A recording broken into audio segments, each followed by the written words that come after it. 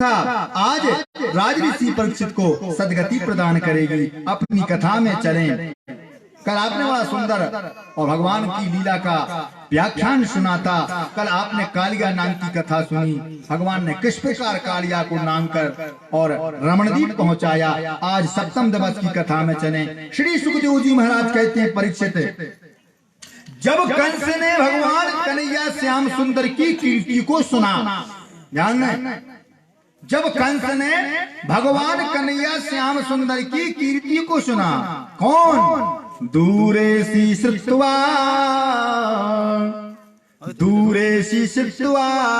भवतः कीर्ति, नाम है, दूरेसी श्रुत्वा भवतः कीर्ति। आज जब कंस ने और गोकुल विहारी कन्हैया श्याम सुंदर की कीर्ति को सुना, कीर्ति का अर्थ क्या होता है? पराक्रम। पराक्रम, यश, प्रतिष्ठा का जो अद्भुत और कार्य कंस ने अपने कान से सुना। कैसा? कि जब 3 दिन के थे तो पूतना नाम की राक्षसी को मार दिया। जब 3 दिन के थे तो पूतना नाम की राक्षसी को मृत्यु का ग्रास बना दिया। उसी 3 दिन के कार्यकाल में उत्कच, कागासुर आदि दैत्य आए, उनको भी मार गिराया। अघासुर को मार दिया, बकासुर को मार दिया। इसके तत्पश्चात जब 6 वर्ष की उम्र आई, कितने वर्ष की? 6 वर्ष की उम्र आई, तो वृंदावन में गोवर्धन पर्वत उठाकर देवराज इंद्र का अभिमान तोड़ दिया। इतने छोटे 6 वर्ष के बालक ने गोवर्धन पर्वत उठा दिया और इंद्र के अभिमान को चूर चूर कर दिया। ऐसा पराक्रम। और उसी 6 वर्ष की उम्र के समय में एक विशाल कालिया नाग यमुना में रहता था। उस कालिया नाग को नाट कर रमणदीप भेज दिया। ऐसा पराक्रम एक साधारण बालक नहीं कर सकता। ऐसा पराक्रम कोई साधारण बालक नहीं कर सकता। ये तो कोई दिव्य बालक है। ऐसी चिंता में बैठो तो दूरेसी सत्वा भवतः कीर्ति। ऐसा पराक्रम, ऐसे यश की और जो कीर्ति पराक्रम की व्याख्यान आज कंसों ने अपने गुप्तचरों से सुनी कि महाराज वो नंद का छोरा तो कमाल कर रहा है। उसी समय देवर्षि नारद आ गए।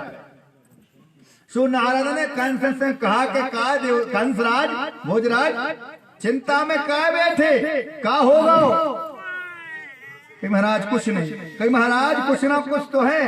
हमें लगत है, नारद जी बोले, हमें लगत है कि तुम्हें उस नंद के छोरा से भय है।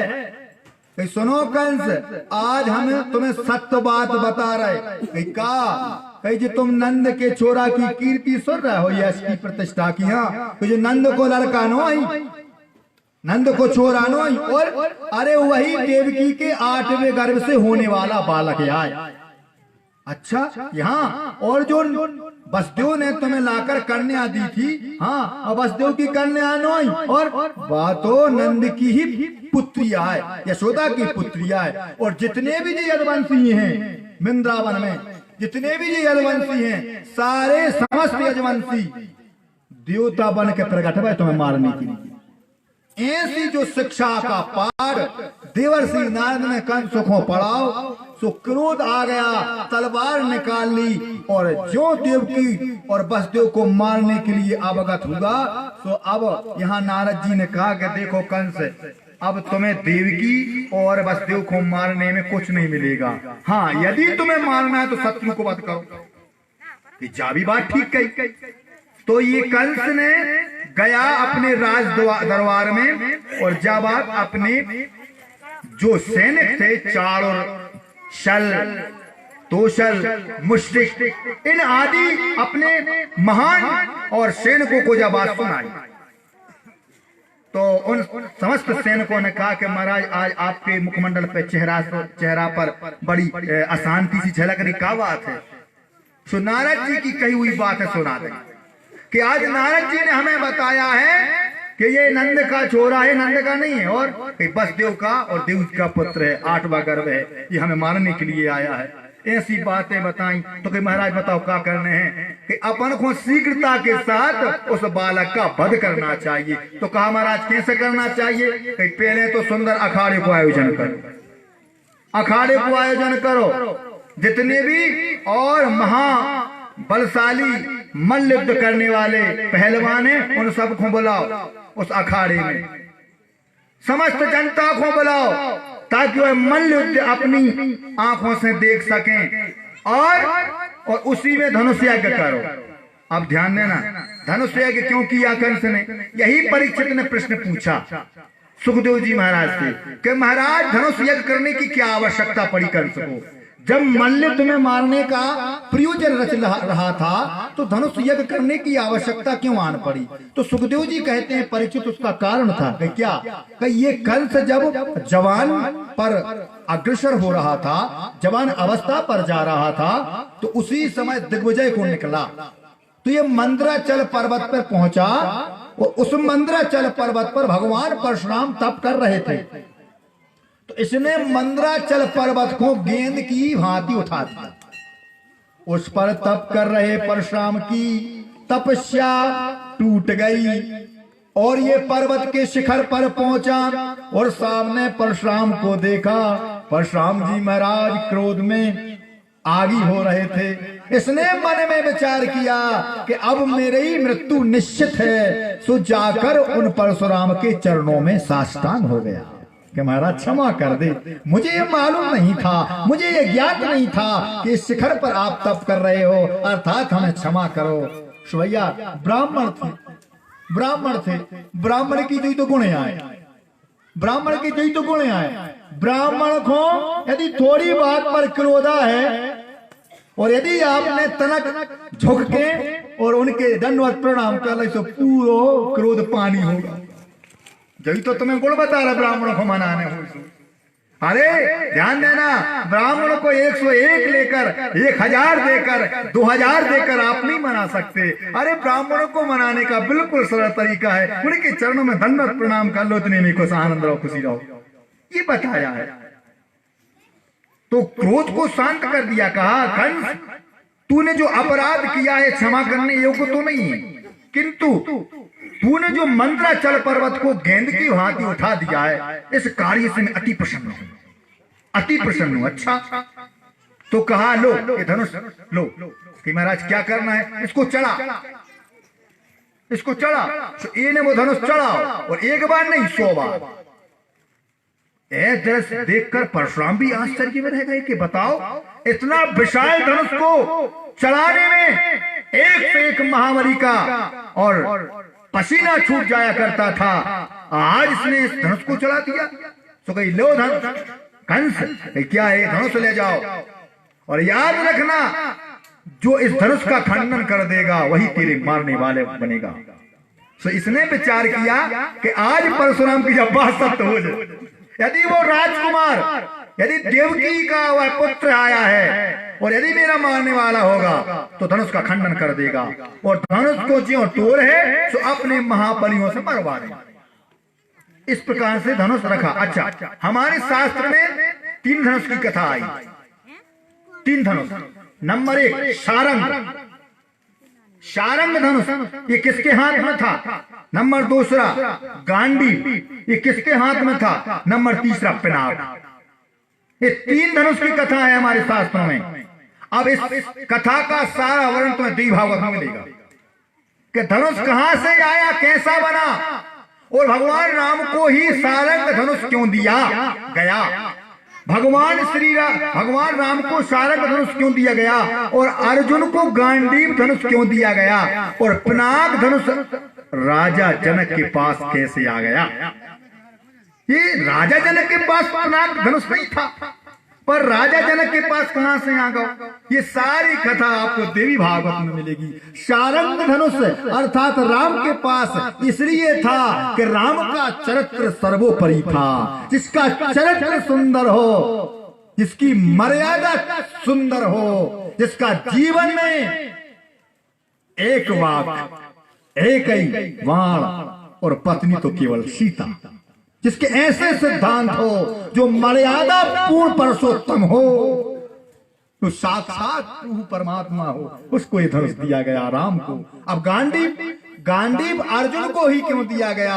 अर्थात अर्जुन जिसका लक्ष्य ही अर्जुन हो, जिसका गांडीव ही अर्जुन हो, जिसने एक बार यदि वचन आपको दे दिया कि मैं कार्य पूर्ण करके रहूंगा, तो उस अर्जुन ने अपने सिद्धांत के लिए, उस उद्देश्य के लिए अपने सिद्धांतों को भी छोड़ दिया, लेकिन उद्देश्य नहीं टूटा। इसलिए अर्जुन के पास गांडीव आया।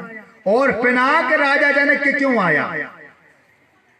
राजा जनक ने तपस्या की। राजा जनक ने तप किया। किनका? महादेव भगवान शंकर का। आज सोमवार है, भगवान शिव की भी कथा आ गई। भगवान शिव का तप किया, भगवान शिव प्रसन्न हो गए। बोलो जनक, मुझे मनाने का कारण क्या है? राजा जनक ने हाथ जोड़े और हाथ जोड़कर विनती की कि महाराज आप तो दीनों के दाता हैं। कैसे? दीनों के दाता सदा सब दीनों के दाता, दीनों के दाता सदा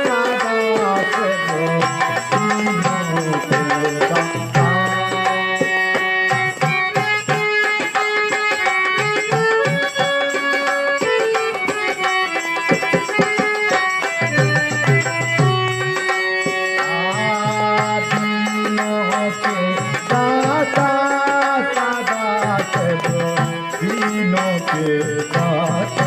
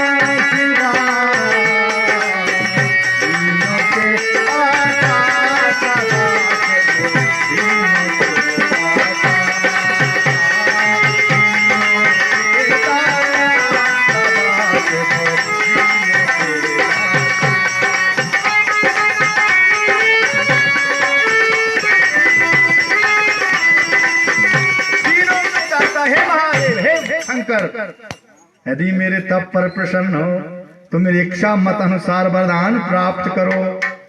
क्या भी राखा है? का मुझे आपके इष्ट का दर्शन करा दो। ध्यान में, मुझे आपके इष्ट का दर्शन कराओ प्रभु। भगवान शंकर से जनक जी ने कहा निवेदन करूं। क्या कहा? कि मुझे आपके इष्ट के दर्शन कराओ। भगवान भोलेनाथ ने कहा जनक मैं आपकी कामना को पूर्ण नहीं कर सकता। कहा क्यों?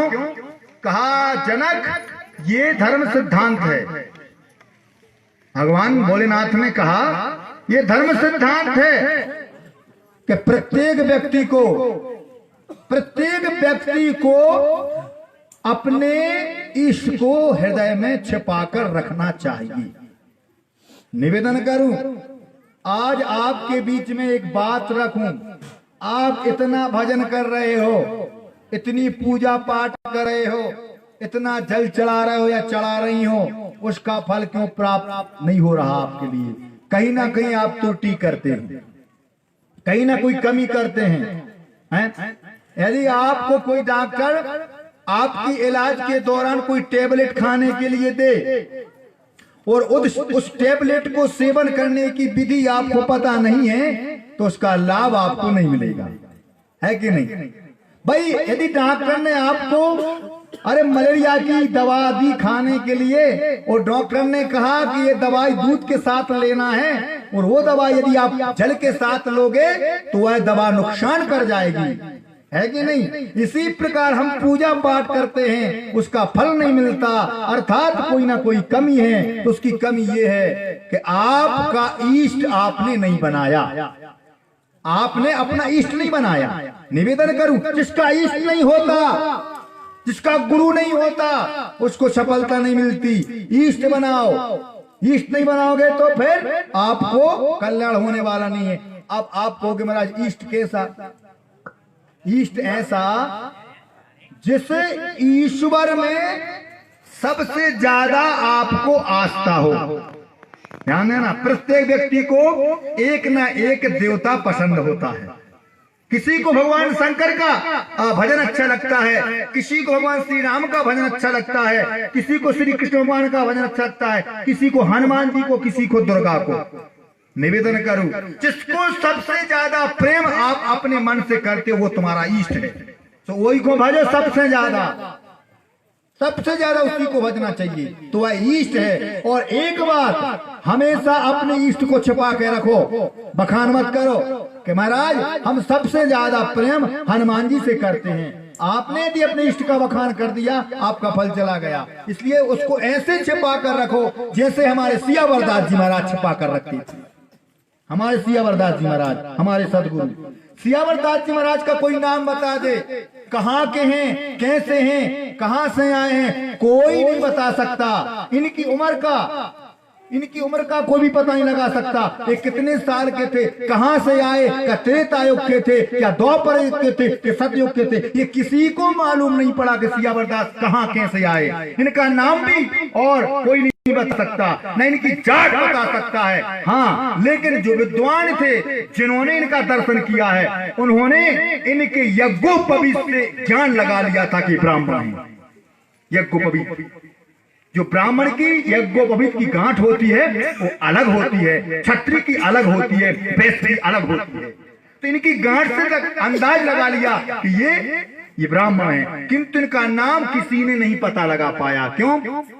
पर आपको मेरा सियावर नाम क्यों पड़ा? ये अपने इष्ट को ऐसे छिपाए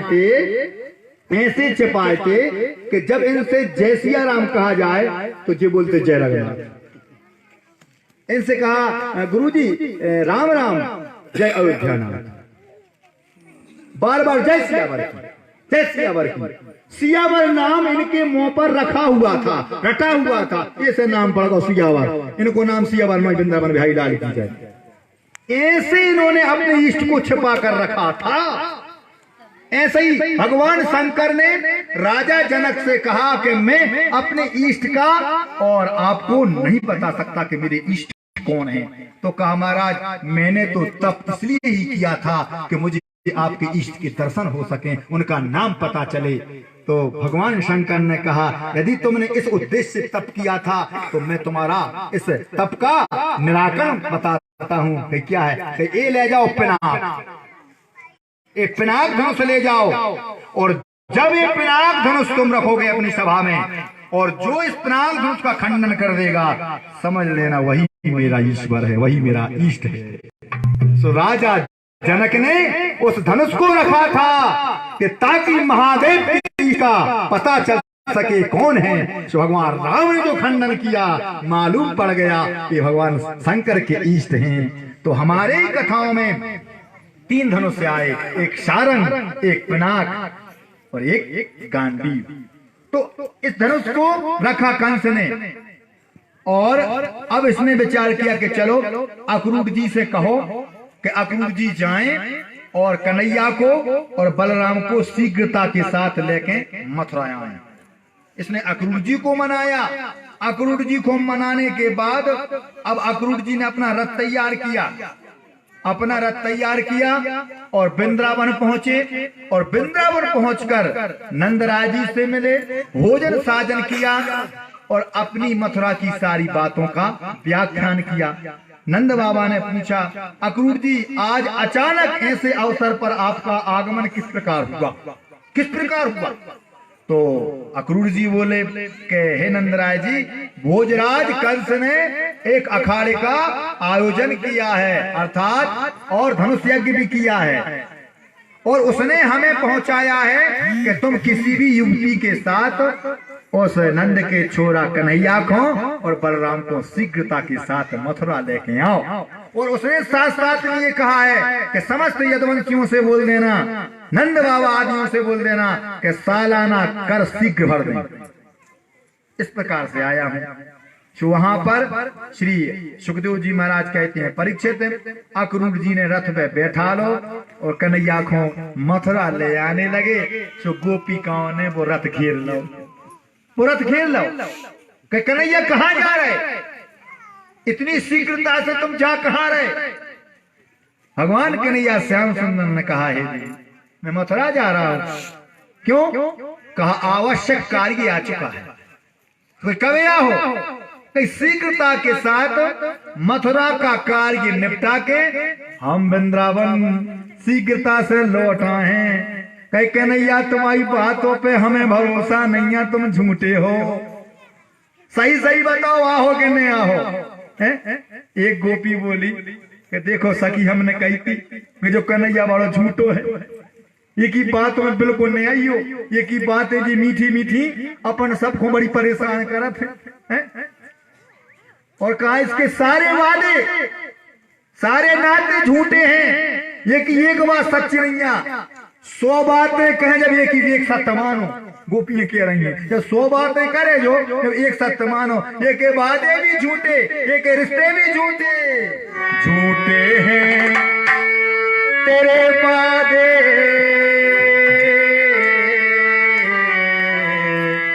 वादे झूठे हैं तेरे वादे, तेरे वादे पे मैं मर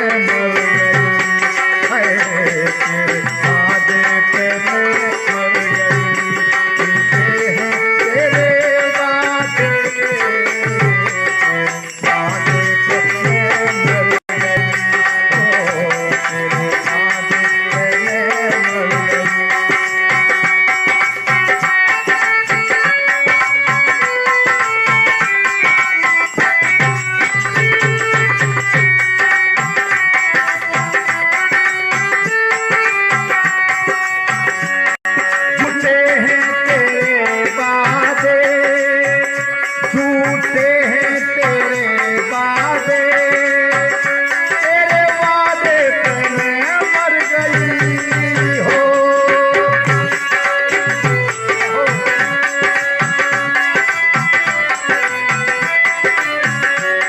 हाँ झूठे हैं तेरे वादे, तेरे वादे पे मैं मर गई। ओ मुझे ओ मुझे ओ मुझे पनघट पे बैठे बैठे आज की रात भर हो गई। ओ मुझे पनघट पे बैठे बैठे आज की रात भर हो गई। झूठे हैं तेरे वादे, वादे पे मर गई।